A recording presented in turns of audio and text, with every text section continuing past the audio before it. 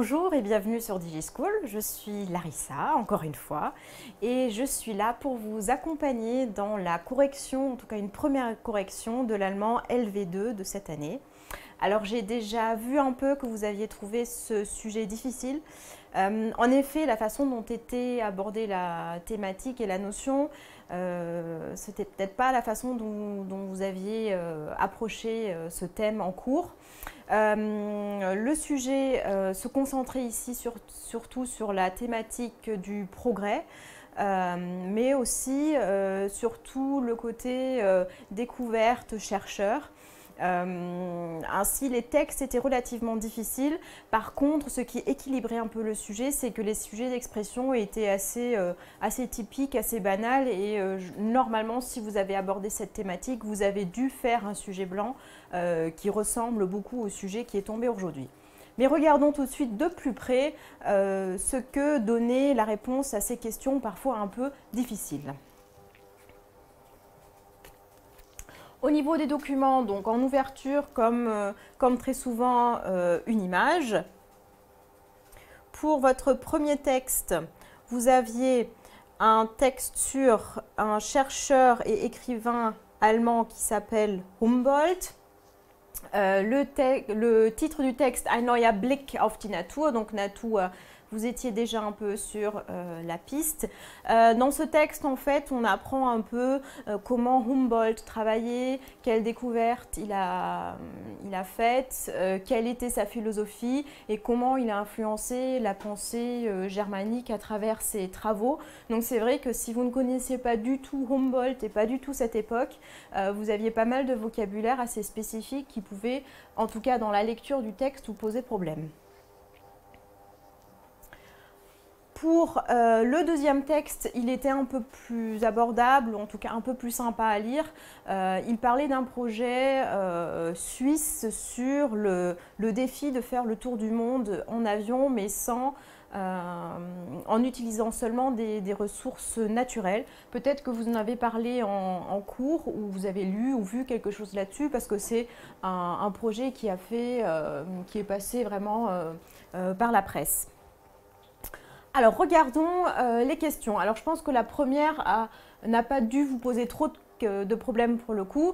Welches Hauptthema des Textes A illustriert die Apfel? Donc, il fallait juste faire attention à la formulation de la question, c'est-à-dire qu'il fallait bien dire quel était le sujet présent dans le texte A, repris dans l'image. Il n'y avait pas grand-chose à voir dans l'image, hein. C'est cet homme avec, voilà, sur la montagne.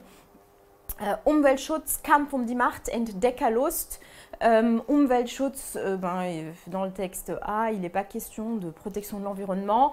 B, il n'était pas question de bataille ou de pouvoir, mais il était vraiment question de découverte scientifique et d'envie de découvrir. Et c'était justement ce mot-là, Entdeckerlust, qu'il fallait choisir. Ici, il fallait procéder par élimination pour trouver la bonne réponse.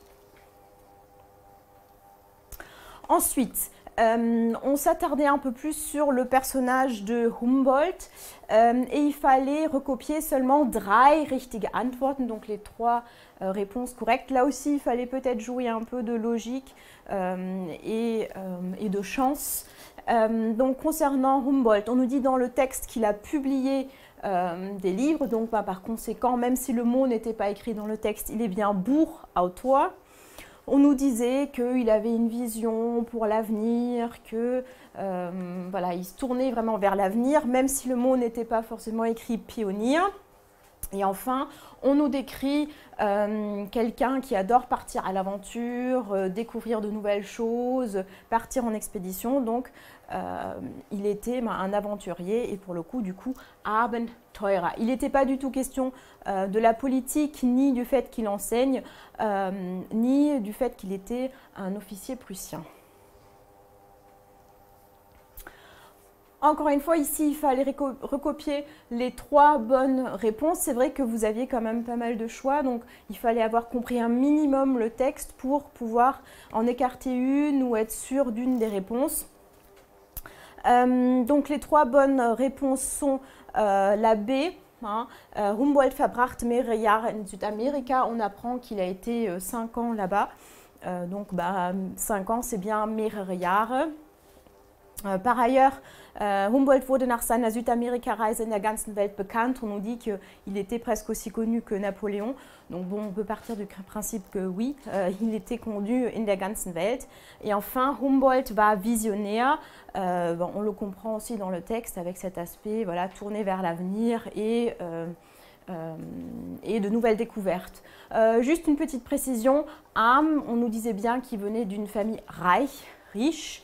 Humboldt fühlt sich nur in fremden Ländern wohl. Attention, ici c'est le nur. On nous dit dans le texte qu'il adorait vivre dans des pays lointains, mais aussi dans des villes comme Paris et Berlin. Donc c'était faux. Et enfin, là, ce n'était pas le cas non plus. Donc voilà les 3 bonnes réponses qu'il fallait choisir. Vous n'aviez pas besoin de citer ni de justifier votre réponse.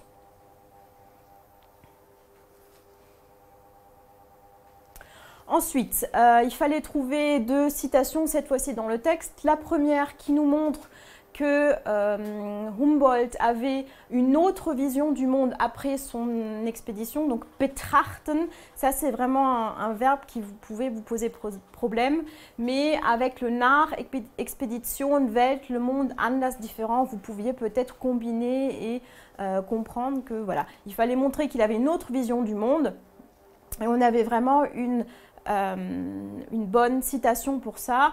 Begann die Welt mit anderen Augen zu sehen, presque au début du texte. Donc on nous explique qu'il est parti en expédition. Et après, anderen Augen, donc c'est avec d'autres yeux. Donc c'est bien qu'il a une autre vision du monde. Et deuxième cas, il fallait montrer que le savoir, das Wissen de Humboldt, nous beeinflussen, nous influencer encore aujourd'hui, heute noch. Et là aussi, vous aviez une citation qui était bien précise par rapport à ça, plutôt vers la fin du texte. Obwohl viele von Humboldts Ideen heute außerhalb der Universität fast vergessen sind, prägen sie immer noch unser Denken. Donc prägen, ça veut dire ils marquent, ils influencent toujours notre façon de penser. Donc là, oui, on voyait bien que Humboldt aujourd'hui nous influençait toujours. Pour le texte B maintenant, par rapport au projet suisse, il fallait, là c'était un peu le petit moment cadeau qui pouvait vous permettre de vous détendre un petit peu par rapport aux questions précédentes. On vous demandait juste de compléter quelques petites informations. Souvent ça c'est un exercice qu'on voyait au début des sujets. Donc le nom du projet, qui est à l'initiative du projet, quand est-ce que le projet a été mis en route, quand est-ce qu'il a été réalisé et le prix. Donc pour la plupart des infos, je pense que ce n'est pas un problème. Pour la question 3, pour ceux qui n'aiment pas les maths, eh bien, il fallait faire un petit calcul puisqu'on nous disait que le projet avait mis 15 ans à se mettre en route et le texte était en 2016. Donc il fallait faire le calcul et vous aviez la réponse. Elle n'était pas écrite en toutes lettres dans le texte. Ensuite, ici, il fallait compléter à chaque fois le début de la phrase avec la fin par rapport au texte. Donc, der Flug um die Welt, le fait de faire le tour du monde, gelang mit umweltfreundlicher Energie, donc c'était bien, on l'a fait avec simplement des énergies renouvelables. Le reste n'est pas du tout correct. Ensuite, même principe, die beiden Pioniere, donc on parlait des 2 personnes à l'initiative du projet, eh bien on nous disait qu'ils ne voulaient pas faire ça pour de l'argent, ils ne voulaient pas faire ça par défi ou pour voyager, ils voulaient vraiment faire ça pour montrer qu'on pouvait faire des progrès pour l'avenir. Donc, haben gezeigt, dass nachhaltige Ressourcen den Weg in die Zukunft, je vous rappelle, Zukunft c'est un mot qu'on a beaucoup vu dans l'idée de progrès, la future, donc c'était le C, la bonne réponse ici. Et dernière phrase de ce type, ce projet peut améliorer la vie sur Terre, n'a pas eu de succès ou n'aurait pas été possible sans les accords sur le climat de Paris.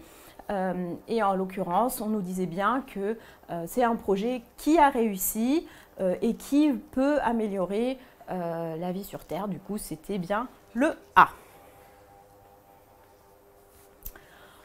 Ensuite, on nous disait de citer quelque chose de positif, quelque chose de négatif. Alors peut-être que vous avez eu un doute sur le mot Ereignis. Das Ereignis, en fait, c'est un événement. Mais vous pouviez comprendre avec l'année et le positif et le négatif que voilà, il fallait un événement positif, un élément négatif. Une fois que vous aviez compris ça, c'était pas difficile à citer. En effet, pour 2016, on nous parlait bien à la fin du texte du Klimavertrag in Paris, hein, des accords du climat de Paris. Et pour l'aspect négatif, tout au début du texte, on nous parlait de Terroranschläge, donc d'attentats, et de Krisen in Europa. Donc là, vous aviez la citation pour un élément négatif de l'année 2016. Toujours pour ce texte B,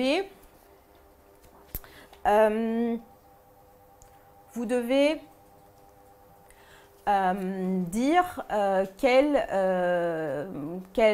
énoncé s'attache non seulement au texte B, mais aussi l'image et le texte A. Donc comme d'habitude, un titre ou quelque chose qui résume la thématique du dossier. En l'occurrence, ici, il fallait dire ce qui allait et non ce qui n'allait pas. Et c'est bien le A, c'est-à-dire que toutes ces personnes sont des visionnaires, ils pensent au futur, à un monde meilleur et à un progrès pour l'humanité. Ensuite, pour ceux qui avaient à traiter cette question, c'est la question, il faut rédiger un tout petit peu, une quarantaine de mots, donc c'est vraiment 2-3 phrases, pas plus. Nous avions une citation, Solarimpuls ist ein konkretes Modell, wie aus einer schönen Idee eine neue Industrie entstehen kann. Erklären Sie dieses Zitat. Donc il fallait expliquer cette citation. Donc c'était expliquer, justifier, donner votre avis. Hein, c'était assez large. En l'occurrence, la citation, peut-être que le mot entstehen, se former, a pu vous poser problème. Donc il fallait dire en quoi ce projet montrait que même une idée un peu folle pouvait aboutir à quelque chose de très concret et qui fonctionne. Donc qu'au début, am Anfang, c'était compliqué et que finalement ça se réalise. Donc là, 2-3 phrases sans rentrer dans les détails. Passons maintenant vraiment à la partie expression écrite de ce sujet. Donc comme je vous disais, la partie expression écrite équilibrait un peu la difficulté du sujet. Premier Sujet, Sie schreiben einen Artikel für die Schülerzeitung einer deutschen Partnerschule. Sie möchten den Lesern Bertrand Piccard präsentieren. Verfassen Sie den Artikel. Donc ce qui était important ici dans le respect de la forme, c'est bien que vous écriviez article, que vous écriviez pour une Schülerzeitung, hein, pour un journal scolaire, et il fallait Bertrand Piccard präsentieren. Donc il fallait écrire cet article. Ce qui était important ici, c'était de bien reprendre les éléments que vous aviez dans le texte, parce que sûrement vous ne connaissez pas Bertrand Piccard, donc il fallait aller prendre des petites infos dans le texte où on voyait, où on nous disait qu'il était passionné par ce qu'il faisait, que l'argent ne l'intéressait pas, que... voilà, donc il fallait reprendre ces éléments pour écrire un petit texte en faisant des phrases plutôt simples et courtes puisqu'il s'agissait d'un journal scolaire. Donc environ 120 mots, donc on ne vous demandait pas non plus de rentrer trop dans les détails. Ensuite, pour les 2 sujets au choix, qui étaient assez, j'allais dire, sympas, parce qu'ils étaient vraiment ce qu'on attend et ce qu'on fait en cours, un sujet vraiment comme on les fait dans les sujets blancs. Donc, premier sujet, inwiefern, on l'avait vu ce mot, donc dans quelle mesure, können Entdecker und Wissenschaftler Helden sein? Geben Sie Ihre Meinung und nennen Sie konkrete Beispiele. Donc le mot Held, hein, vous le maîtrisez, donc héros. En quoi est-ce que ces personnes, ces chercheurs, ces scientifiques peuvent-ils être des héros? Donc là, on rejoignait la thématique de mythes et héros. On avait vu pas mal d'adjectifs, ils sont mutig, courageux, sie sind ein Vorbild, ils sont un modèle, ils améliorent le monde, sie verbessern die Welt. Donc la tendance ici était quand même de plutôt dire que oui, ce sont des héros. Après, si vous aviez envie de dire non, ils font juste leur travail, vous aviez le droit aussi, mais il fallait bien penser à justifier. Donc, geben Sie Ihre Meinung, votre avis et concrete Beispiele. Donc, si vous pouviez nommer quelques scientifiques ou même voilà, des découvertes, c'était tout à fait bien de le placer ici. Deuxième sujet, et vraiment celui-là, c'est le sujet sur lequel on rêve de tomber. Donc, j'espère que vous en avez profité parce que ce n'est pas tous les ans comme ça. Sind alle Entdeckungen und Erfindungen ein Fortschritt für die Menschheit? Können sie auch eine Gefahr sein? Donc est-ce que toutes les découvertes et les inventions sont un progrès pour l'humanité? Est-ce qu'ils peuvent aussi représenter un danger? Donc c'est vrai que là, il fallait parler de l'éthique, d'éthique. Vous pouviez parler des robots, des Roboter qui prennent le pouvoir, die Macht ergreifen. Vous pouviez parler des voitures en disant que ça va toujours plus vite mais que ce n'est pas écologique. Die Autos sind nicht ökologisch, sie sind aber immer schneller und besser, effizienter.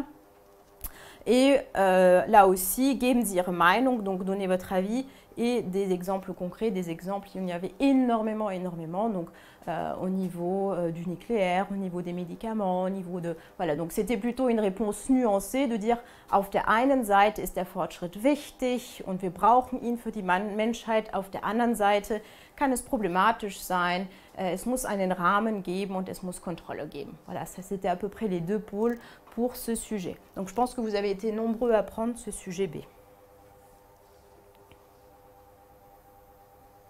Donc si vous voulez regarder tout à l'heure, je vous ai mis quelques pistes de réponses et je vous ai fait un corrigé entier aussi. Donc n'hésitez pas à télécharger le PDF sur DigiSchool pour avoir vraiment une idée à quoi pouvait ressembler comme ça l'écrit de la réponse du sujet A et B.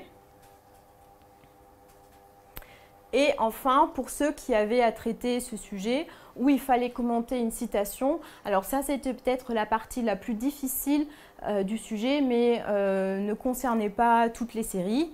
Donc notre citation, Wissen muss ausgetauscht werden und für alle Menschen da sein. Sind Sie auch der Meinung, dass es wichtig ist, Wissen zu verbreiten und zu teilen? Nennen Sie Beispiele und argumentieren Sie. Donc, austauschen, c'est échanger. Hein, donc, normalement, dans justement espace et échange, on voit ce mot, mais peut-être que vous n'y avez pas pensé ou peut-être que vous ne l'avez pas vu. Donc, est-ce que le savoir doit être échangé et doit être accessible à tout le monde? Vous deviez Meinung, donner votre avis. Est-ce qu'il est important de verbreiten? Ce verbe-là pouvait vous poser problème, donc de diffuser le savoir, et teilen, de le partager.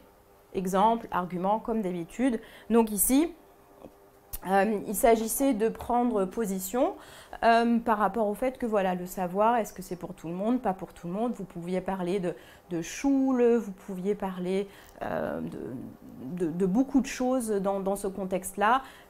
Encore fallait-il bien comprendre la citation. Et ici encore, une fois, le sujet induisait dans sa formulation plutôt une réponse positive, c'est-à-dire oui, il faut partager le savoir avec Internet, avec les nouvelles technologies, etc., en faisant toujours attention. Voilà. Donc là, si vous voulez vraiment avoir le corrigé complet, je vous le fais et vous verrez en comparant avec ce que vous avez fait si vous êtes bien dans les clous. Donc voilà pour ce sujet LV2 pour la série technologique. J'espère que vous avez pu gagner des points sur la partie expression et vous inquiétez pas trop quand même pour la première partie. Je pense que vous avez eu l'impression que c'était difficile parce que les textes étaient, voilà, étaient un peu inhabituels, mais je pense aussi que vous pouviez malgré tout, en cherchant bien, trouver la plupart des réponses. Peut-être que dans ce contexte-là, vous avez des questions à me poser. Si c'est le cas, faites-le maintenant. Plutôt, alors, DigiSchool, peut-on savoir où l'information de 2001 a été donnée? Alors, je n'ai pas du tout noté, je suis désolé.